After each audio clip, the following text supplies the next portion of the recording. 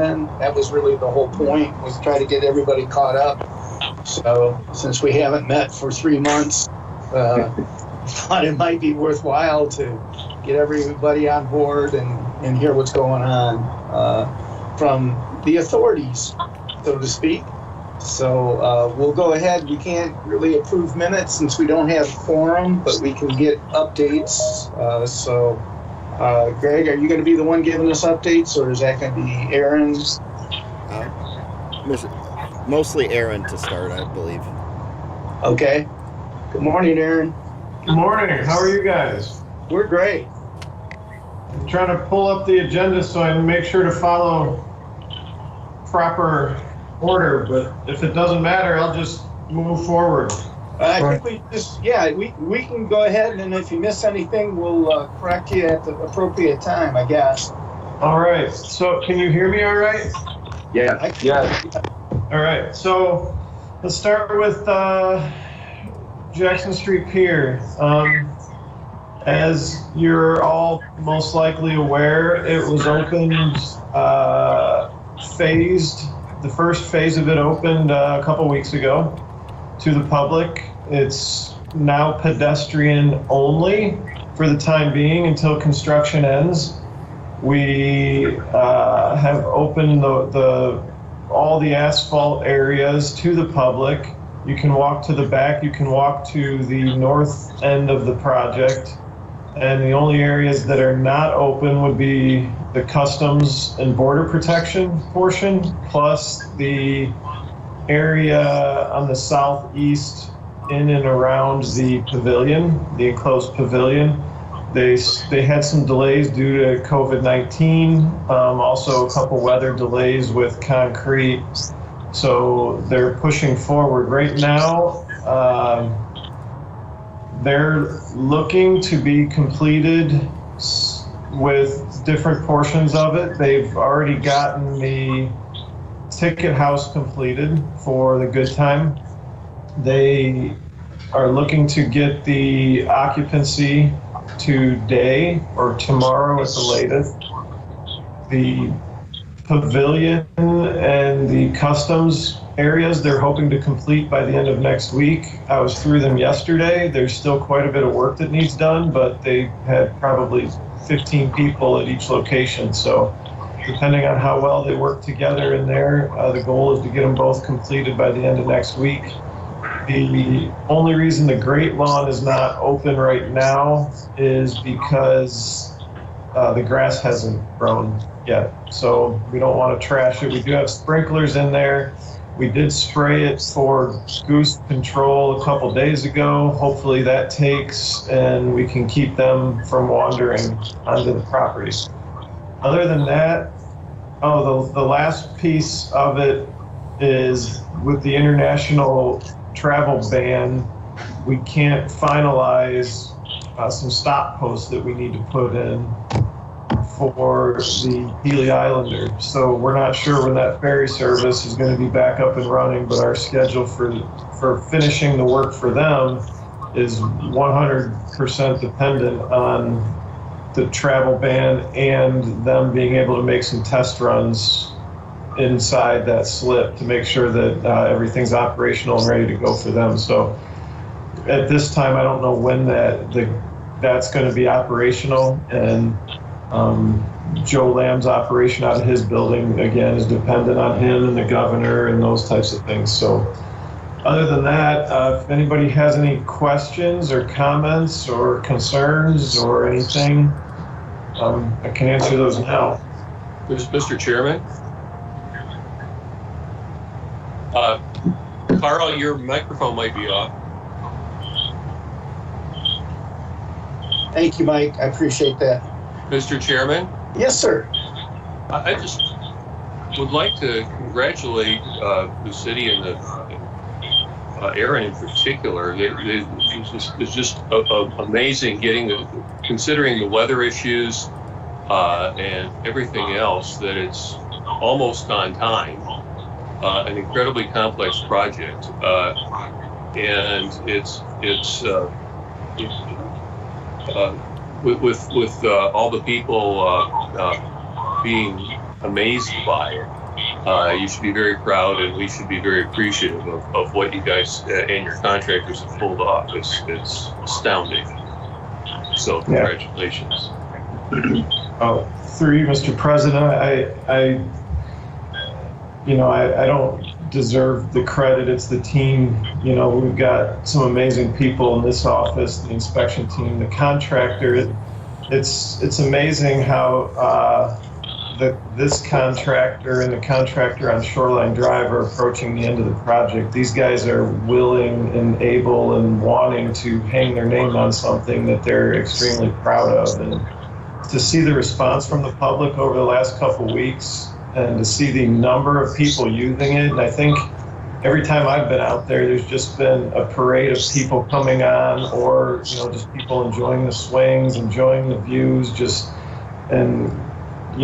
the struggle that you go throughout the project, whether it's dealing with the contractor or unhappy people or this or that. When you see people using it the way that it was hoped and intended to be used, it just makes it so worth it. And I look forward to the day when we can actually have events out there again, and the pavilion can be energized and rented and used, and the good time is operating, and it's the overall project's so exciting. It's just sad to see that this pandemic has deterred from it, but it's also encouraging to see how this project has added some excitement in a time like this as well. So you can look at it however you want to look at it, half empty or half full. It's been wonderful.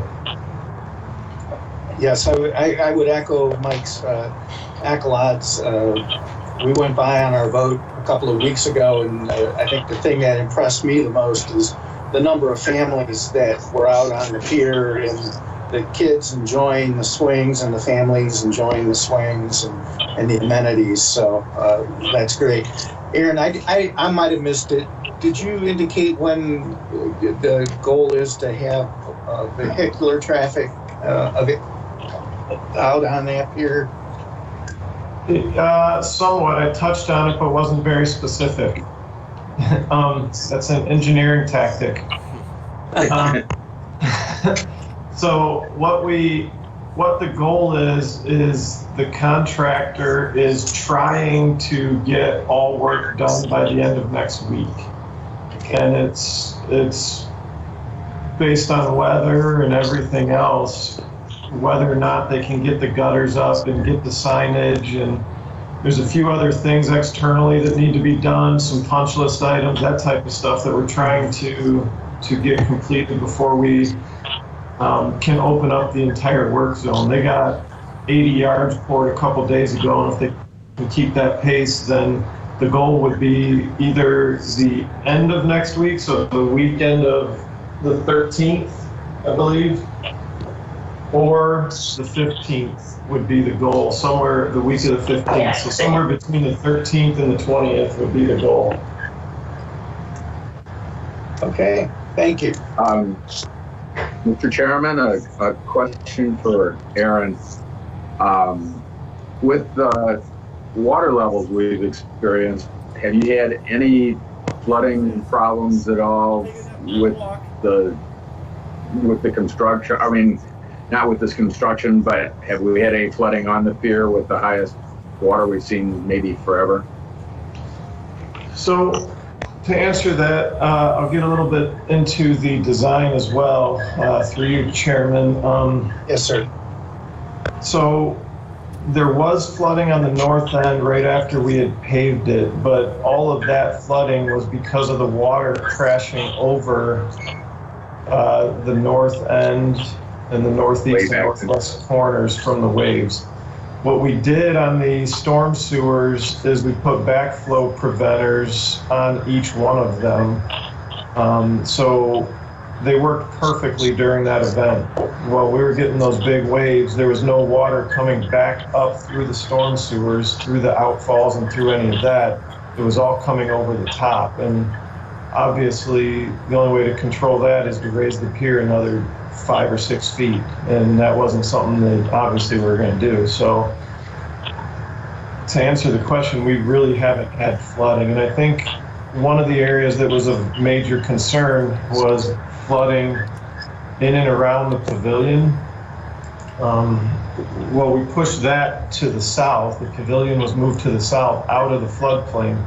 And not only that, we also built up that area, as was probably more evident now, but I think what we had stated previously was that a lot of that water was coming from the slip through the outfall that's on the adjacent property and running over the land back onto our property and flooding that southeast corner of the site, where now with that retaining wall between the two, I haven't seen any water out there. And even before this, we went out several times before the building was built and before the foundations for that pavilion were even poured.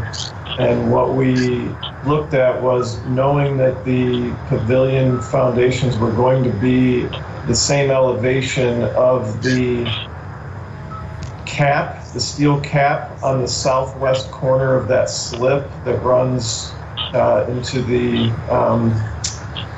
ODNR, the Cedar Point facility. The pavilion was going to be at the same elevation as that, and we had never seen the water cresting over that unless it was wave action. And that's why we didn't have a lot of concern that there was going to be flooding. Now, that's not to say it's never going to flood, but under the conditions we've had so far with the high water levels and everything else, we've seen nothing that would concern me that we're going to flood around that building unless we have some huge issues where the bay level raises even more. We get high winds and other things like that that push the water 100 feet. Let's hope that. Right. All right, good. Mr. Chairman? Yes, sir, Mike. I suppose I think the process is validated in this case as to the siting of the pavilion. I'll just leave it at that. Okay. Mr. Chairman, this is Greg. Joe has his hand raised. Okay, Joe. I'm sorry, I can't see it. That's okay, because my head is getting tired sitting sideways.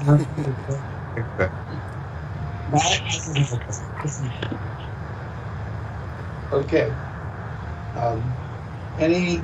Anything else on the pier? Mr. Chairman, if anybody heard what Joe said, I didn't hear it. Neither did I. Okay, Joe, Nor did I. Pete. No, I did not have a question. I was just answering. Your audio is garbled. I'm not sure what's going on. We cannot hear you. Greg, just tell me it's okay. Okay, that we could hear better. All right. Okay. All right. Mr. Chairman, Yes, sir.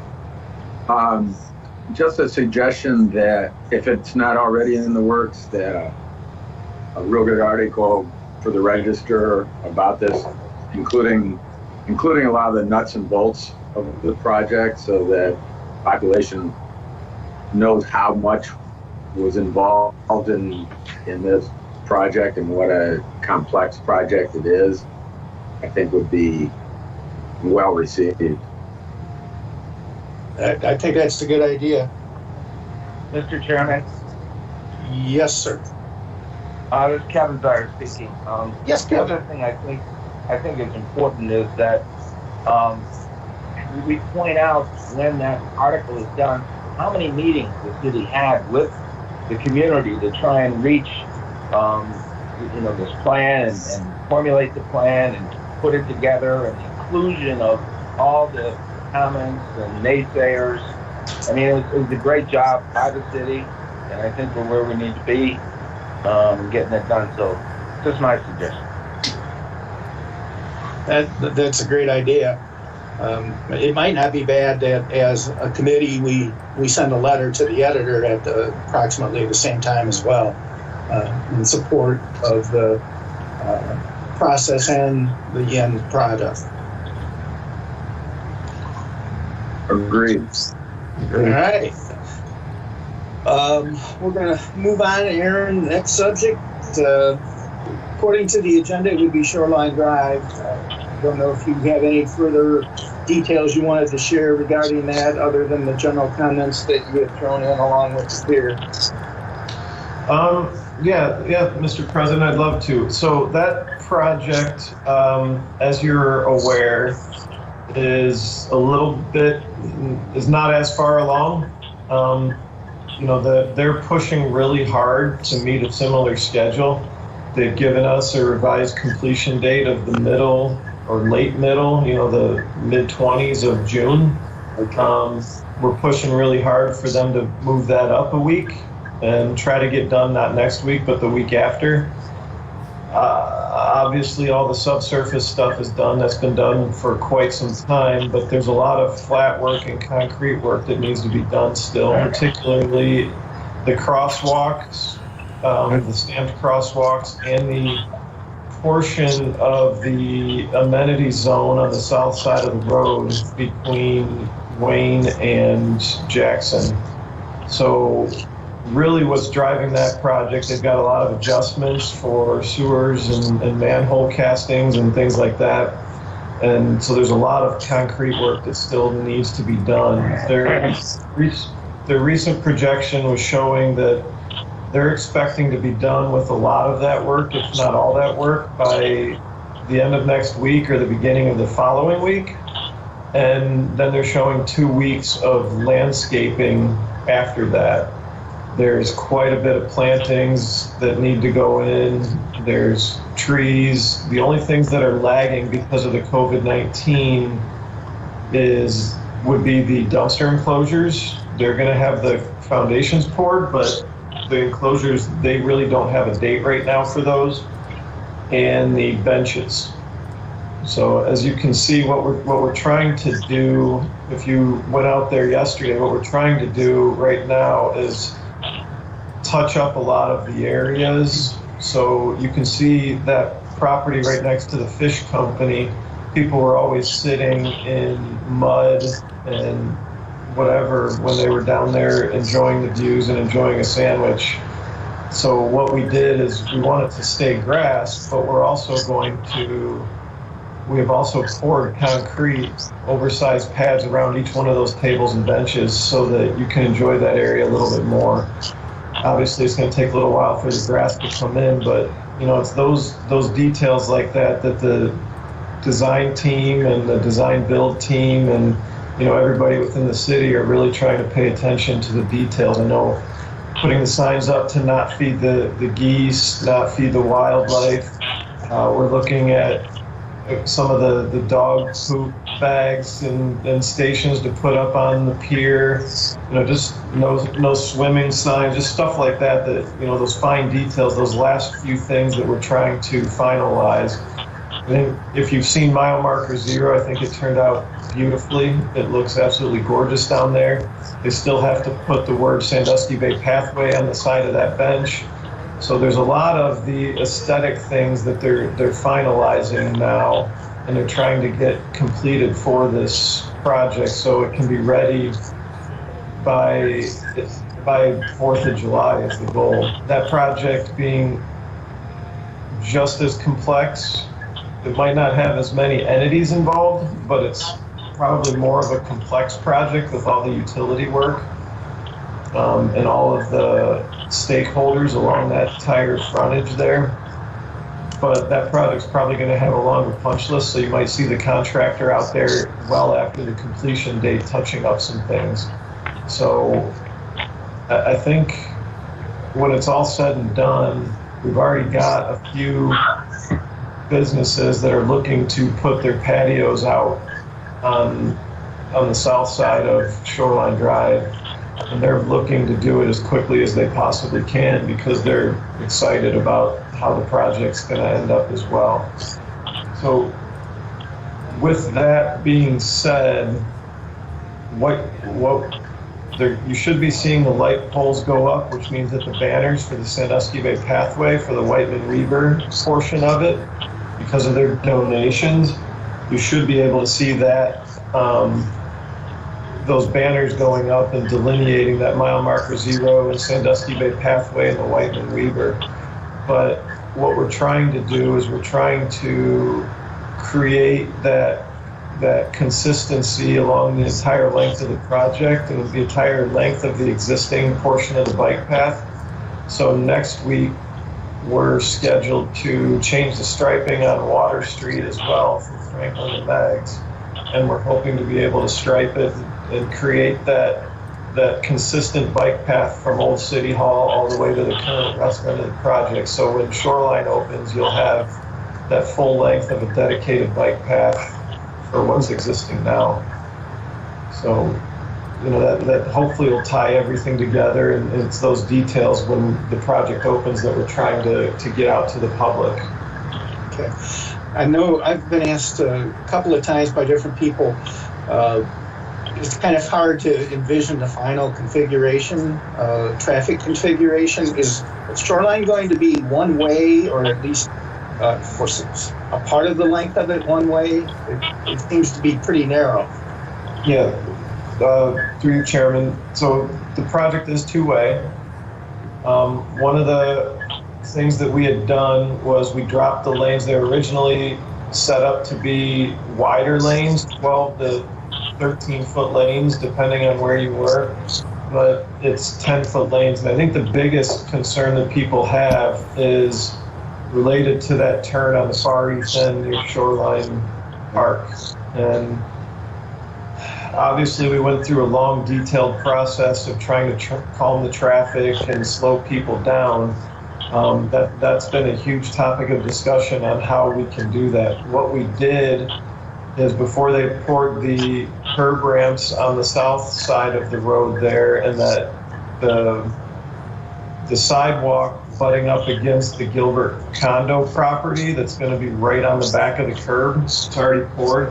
What we did is we made that a lot thicker, and we added some steel in it as well and made it more of a truck apron. That way we know that turning radius is tight, but we're also trying to preserve the infrastructure down there as well.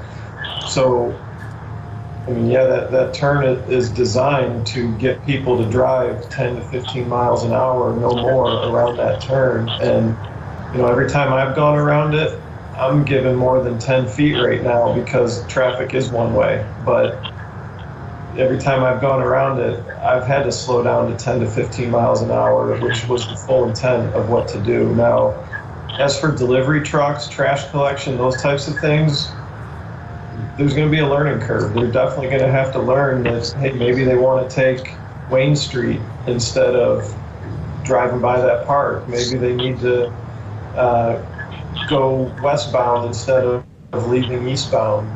Different things like that. And we've been trying, I know planning, Greg might want to speak on this, but planning's been communicating with businesses, property owners. We sent out some information to them middle of last week, just letting them know about the changes and that they're going to be needing to communicate with all their delivery companies and that, because it is tighter back there. Any other questions for Aaron on Shoreline Drive project? Mr. Chairman? Yes, Bill. To Aaron, I think it's just watching it unfold. I think the design is great, and I think the traffic calming is going to be very effective. And like you said, it's a learning curve for everybody. And I think access farther west, moving east, and coming out of Wayne Street rather than continuing to the Franklin Street exit makes a lot of sense. Okay. Any other questions? Next one up is the landing, Aaron. Okay. Yes, sir. So the landing, there hasn't been a lot of progress, and that's probably somewhat on me. We've been trying to do the acquisition portion of it, which requires some detailed analysis and investigation and those types of things. The construction was intended to be this winter, a start date sometime this winter. I have no idea at this point how the current budget for the city and those type of things will impact it. We're still moving forward with the acquisition phase because we are under contract with EDG to do that. But it's something that I've had to prioritize more so the closing and the opening of the pier, Shoreline Drive, and the closing out of those projects.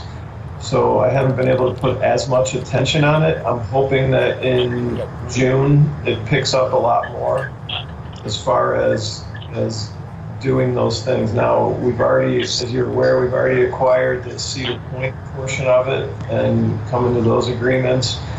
I have something in my inbox about acquiring the Metro Parks portion at the landing, and we've had a few entities sign along the pathway that goes between the Sports Center property and Cedar Point Drive, and we need to finalize with about half a dozen others out there, and then we should be set. We're still waiting on final environmental approval as well.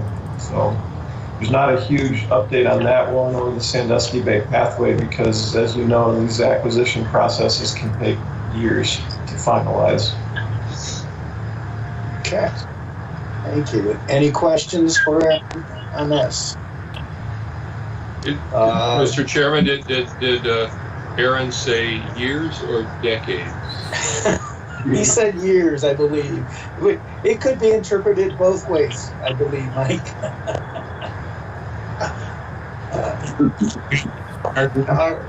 He didn't put a limit on that, unfortunately, but we know, obviously, things have been thrown into upheaval. The next item is on the agenda is Sandusky Bay Pathway, and I think you've kind of hit on that as well. So, the West End utility and connectivity. Yes, sir, Mr. Chairman. So that project is underway. As you're aware, what we had done was we put the timeline restrictions of Memorial Day to Labor Day on the contractor to doing any work in Venice Road. But one of the few bright spots over the past couple months is the fact that they've been able to close Edgewater and open it back up with very little problem to traffic. They've been able to work on the connections to Toffs and do some other things and be given a little bit more time to do that work because we haven't had all that traffic. They're moving right along. They're proceeding with the project. That one hasn't been delayed at all. That one's just going forward, and they're supposed to be moving south of Venice Road soon and getting into that neighborhood, doing all the utility work down there, and then after Labor Day is when they would come back up into that roadway. And we're gonna see how things are going with the season, but we may have a little bit more leniency to allow them to get on Venice Road even earlier, depending on how traffic looks throughout the rest of the summer. Okay. Any questions for Aaron? Joe, you have any questions on the West End? From Edgewater to the Metro.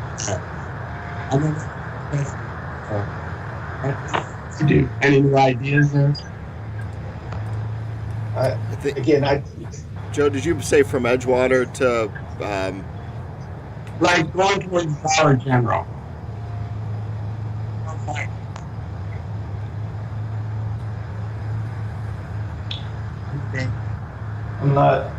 I don't know. I didn't hear anything. I apologize. Yeah, We didn't either. yeah, it's Joe's end. Yeah, it's mine. Hey, can you hear me? It's broken just like everybody else. I don't know if your microphone's on the desk that you're using to prop up this. No. My computer. There, you better now, Joe. Whatever you're doing. Did you say Edgewater to Lions Park? No, Edgewater to Dollar General. Dollar Other General. way. Okay, I'll try to answer the question that I assume was asked, and if I'm wrong, let me know. But as far as sidewalks, pedestrian access from Edgewater to Dollar General, that's not included in this project. This project stops at that location. But I do want to say that that's hasn't stopped being a priority for us, and we do have ideas, and we did have the consultant put some ideas on paper for us to see what we could do. But yeah, as part of this project, that's not related. I don't know if I see Eric's on now. I don't know if you wanted to touch on that, or Greg, or somebody wanted to get into more detail. But right now, it's not part of this project. We were planning on doing a mobility study this year that I think probably would have touched on that a lot, and focusing on extending that. With COVID, that won't happen as of right now, but I think it's a high priority after the Venice Road connectivity project gets finished. We've even looked at doing something as simple as crushed limestone pathway or something, at least for part of it, but we're still looking at it, sadly. Okay. Okay, thank you. Any other questions on the West End project? Again, since we don't have a quorum, I won't go into any new business other than trying to ask for items that we would want to put on a future agenda. Does anybody have any items that they would like to make sure are included in our next meeting? Mr. Chairman? Yes, Mike. I'm not sure about including it in the next, I guess the discussion in the next meeting might be, I don't know if anybody saw the picture I did. I don't know if anybody can see this back here. What becomes more and more apparent is that eventually we're going to have to think about what we want the form, the built form of Sandusky to be and what it should be. And some cities find themselves with a wall of towers along the water, thereby rendering the cityscape just a block or two away from the water to be no more interesting than a mile. And the concept has gotten a lot of positive comments. I don't want to argue for it, but I would like to at least open a discussion as to what we think the built form should be of the downtown cityscape, and before it's too late, basically. Good thought, Mike. The picture in the back, I think, was a proposal for next to the landmark, I think, at the time, and it would have been an exciting development, but it would also shocked a lot of people who never anticipated such a thing. So maybe it's time to revisit it. Okay. And Mr. Chairman, I just wanted to add in, we are doing a downtown master plan for the Opportunity Zone, beginning with stakeholders and steering committee meetings next week. And a lot of that plan actually does have a good look at policy and zoning and land use discussion. I think it's a perfect topic to bring up during that planning process. Yes, thank you. Any other items or topics for future discussion? This was fun, Carl. We heard that, Joe. Yeah, we did, Joe. Thank you. All right.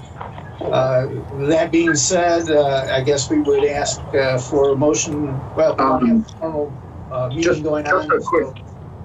Carl, just a quick point, since Eric is on board, I might reiterate that a very in-depth article on both Jackson Street Pier and Shoreline Drive with the Register would be, I think, very appropriate as this comes to fruition.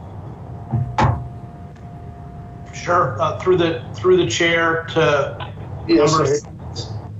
I agree. I know that there's a rollout being planned for this. We also want to talk about a larger public relations campaign, even outside of Sandusky, to let other nearby regions in the state know what a beautiful waterfront asset that we've created in our downtown. I think that it is something that, as people have gotten word of it, they're really excited about it. I think it's a project that this committee should be proud of, all the staff, everybody who pushed the rock up the hill should be proud of. And I genuinely do believe it is a major first step that will help to, really transform the whole face of our downtown over the next 5, 10, 15 years. I think it's that kind of generational investment.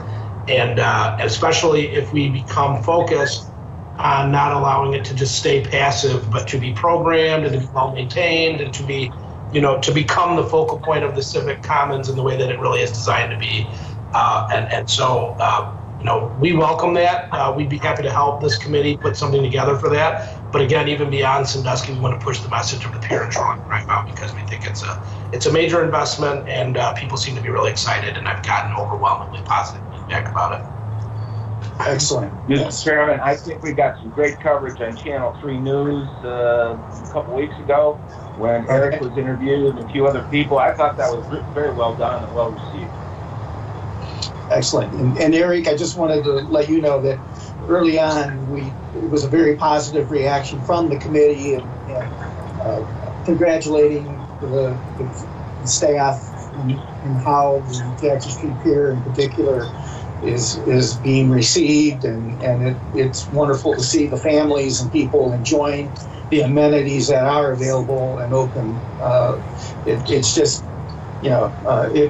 it's a fantastic redo of that area, and well done and well thought out. So, Mr. Chairman, yes. One thing that I apologize I didn't bring up during that time, I know, and Eric kind of reminded me of it with his comments, was that we had planned a big ribbon cutting ceremony and inviting everybody and things like that. Obviously, with the current conditions and having less than 10 people and those types of things, it has to be reorganized and reduced in what the original intent was. That doesn't mean that we're not going to try to do special events and special activities. As you're probably aware, they've already had peer pressure out there last weekend, and they're planning on continuing that. We're still going to do a small ribbon cutting, details to be worked out. Commissioners, obviously. We're still trying to do like a first cast and come up with some ideas and thoughts and things like that to do, but smaller things. We still have the live webcam as well that's out there that we're looking to condense and try to get kind of a time-lapse video and those types of things. So as things become aware, and I know before the next meeting, which I believe will probably be July 2nd, a lot of these things should be wrapped up. So if you guys do have any questions or have any comments or anything, don't hesitate at any time to reach out, and we can certainly answer those. And if you have any ideas for those types of things, we'd love to hear them as well. Well, maybe we can have the grand opening configured as a wedding reception somehow and get more. It's 300. Right. So, but it certainly deserves some type of bigger celebration at an appropriate time. Does anyone else have any other items to bring forth? If not, we'll go ahead and wrap up the meeting. Eric, we didn't have a quorum, so we didn't have a formal actions. We just got basically an update meeting from Aaron and staff. So most appreciative of you putting this together and letting us get the direct updates. It's very helpful. Mr. Chairman? Yes, sir, Mike. I also want to express my appreciation for the great job the city has been doing of communication generally, and the skill communication for this project in particular, you can't over communicate on stuff like this. I look forward to watching a ribbon cutting ceremony on Channel 3. But whatever happens, and I'm glad we mentioned the webcam because I'd almost forgotten about that. Mentioning it once or twice because we were mentioning it repeatedly and sharing that link that gets people excited too. So it's hard to over communicate on this stuff, and we're doing a great job of it. Or the manager's office is certainly doing a great job of it. Yes. Mr. Chairman? Yes. I'd make a motion to adjourn and add that miss seeing all you guys in person. Me too. I second. Agree.